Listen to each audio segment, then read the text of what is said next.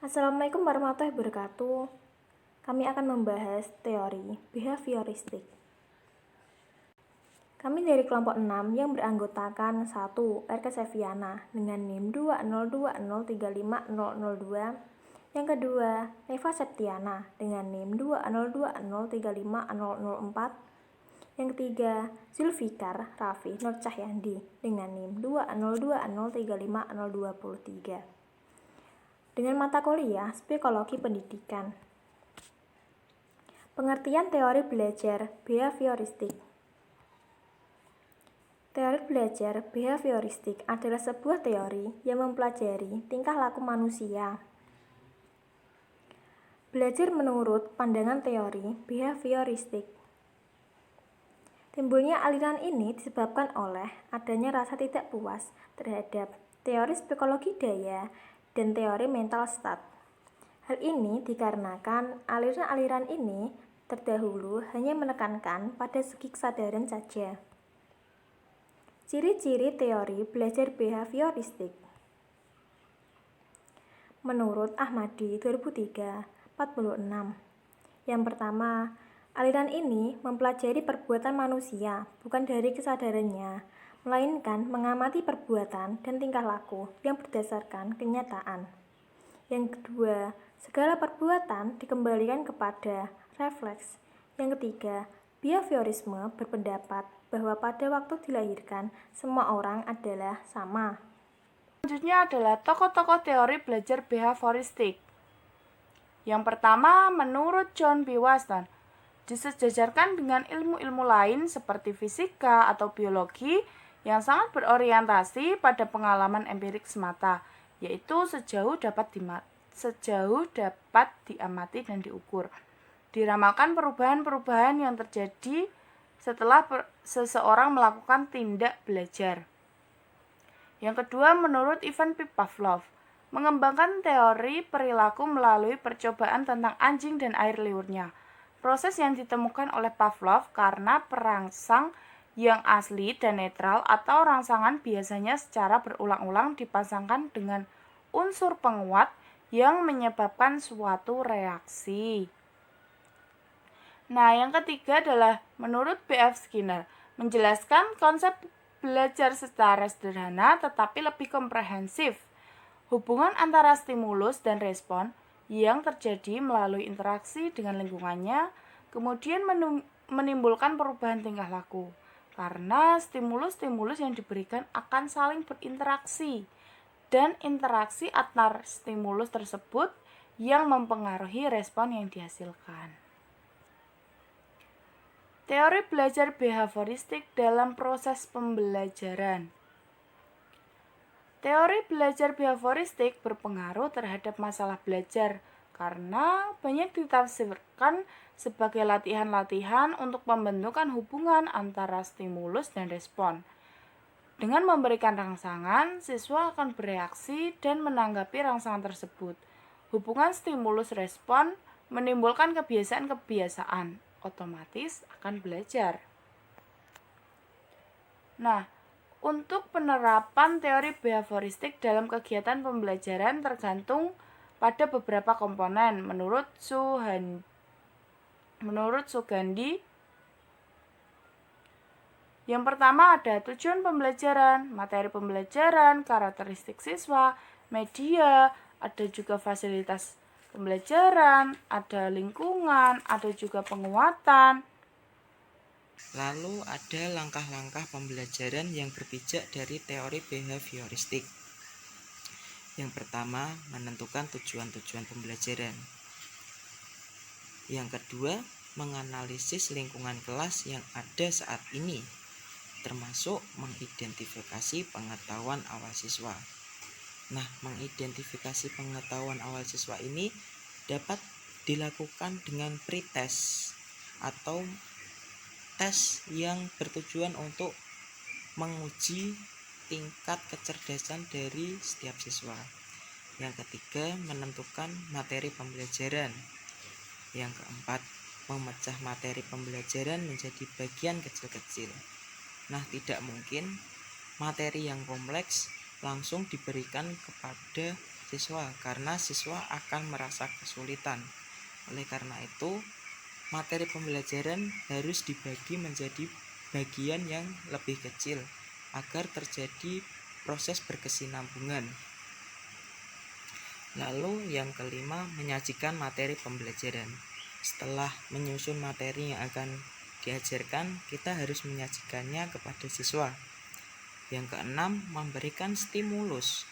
Dapat berupa pertanyaan, baik secara lisan maupun tertulis, tes atau kuis, latihan atau tugas-tugas.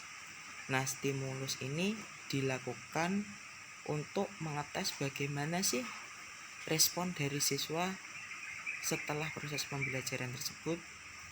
Lalu yang ketujuh, kita harus mengamati dan mengkaji respon yang diberikan siswa. Nah, hal ini sangat penting karena berkaitan dengan perkembangan setelah terjadinya proses pembelajaran. Yang kedelapan, memberikan penguatan atau reinforcement. Mungkin dapat berupa penguatan positif ataupun penguatan negatif, ataupun dapat berupa hukuman. Hal ini sebagai respon atas respon siswa setelah terjadinya proses pembelajaran atau setelah kita memberikan stimulus tadi. Apakah siswa tersebut berkembang? Apabila berkembang, harus diberikan suatu penghargaan agar perkembangan siswa tersebut dapat terus berkembang sebagai motivasi. Lalu apabila terjadi respon yang negatif, kita dapat memberikan suatu hukuman agar siswa tersebut jera melakukan respon yang sama. Yang kesembilan, memberikan stimulus baru. Nah, stimulus baru ini dilakukan untuk mencari stimulus yang cocok atau yang tepat diberikan kepada siswa di setiap kelasnya, karena tidak mungkin kita memberikan stimulus yang sama. Lalu yang ke-10, memberikan penguatan lanjutan atau hukuman. Nah, ini sebagai proses perkembangan harus dilakukan penguatan atau hukuman. Apabila perkembangannya menuju yang baik, kita harus memberikan suatu penguatan kepada siswa. Dan sebaliknya, apabila perkembangannya menuju yang negatif, kita memberikan hukuman. Dengan hukuman sebagai proses membangun, tidak hanya hukuman-hukuman yang malah membuat siswa takut, tetapi hukuman yang membuat siswa bisa berkembang menuju hal yang positif. Lalu yang terakhir atau yang ke-11, evaluasi belajar.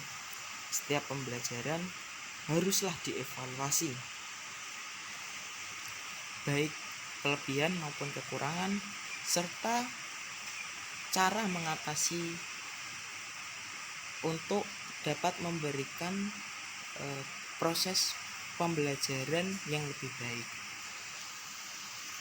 Lalu ada kelebihan dan kekurangan pembelajaran behavioristik. Nah, setiap teori pasti memiliki kelebihan dan kekurangan. Ini juga berlaku pada teori behavioristik. Yang pertama, mengenai kelebihan dari teori behavioristik. Yang kelebihan yang pertama adalah membiasakan guru untuk bersikap jeli dan peka pada situasi dan kondisi belajar. Yang kedua, guru tidak banyak memberikan ceramah sehingga murid dibiasakan belajar mandiri. Yang ketiga, mampu membentuk suatu perilaku yang diinginkan, mendapatkan penguatan positif dan perilaku yang sesuai. Yang keempat, dengan melalui pengulangan dan pelatihan yang berkesinambungan, dapat mengoptimalkan bakat dan kecerdasan siswa yang sudah terbentuk sebelumnya. Yang kelima, bahan pelajaran disusun secara hierarkis dari yang sederhana sampai yang kompleks dengan tujuan pembelajaran. Yang keenam, dapat mengganti stimulus yang satu dengan stimulus yang lainnya dan seterusnya sampai respon yang diinginkan itu muncul. Lalu yang ketujuh, untuk memperoleh kemampuan yang membutuhkan praktek dan pembiasaan yang mengandung unsur-unsur. Yang kedelapan atau yang terakhir, untuk melatih anak-anak yang masih membutuhkan dominansi peran orang dewasa. Lalu yang kedua, mengenai kekurangan dari teori behavioristik ini ada beberapa. Yang pertama, memandang belajar sebagai kegiatan yang dialami secara langsung. Padahal belajar adalah kegiatan yang ada dalam sistem saraf manusia yang tidak terlihat kecuali melalui gejalanya. Yang kedua, proses belajar dipandang bersifat otomatis mekanis sehingga terkesan seperti mesin atau robot. Padahal manusia mempunyai kemampuan self-control yang bersifat kognitif, sehingga dengan kemampuan ini manusia mampu menolak kebiasaan yang tidak sesuai dengan dirinya. Yang ketiga, proses belajar manusia yang dianalogikan dengan hewan sangat sulit diterima, mengingat ada perbedaan yang cukup mencolok antara hewan dan manusia. Sekian presentasi dari kelompok kami. Apabila ada kesalahan maupun tutur kata yang kurang berkenan, kami mohon maaf yang sebesar-besarnya. Terima kasih atas partisipasinya. Saya akhiri. Wabillahi taufiq wal hidayah. Wassalamualaikum warahmatullahi wabarakatuh.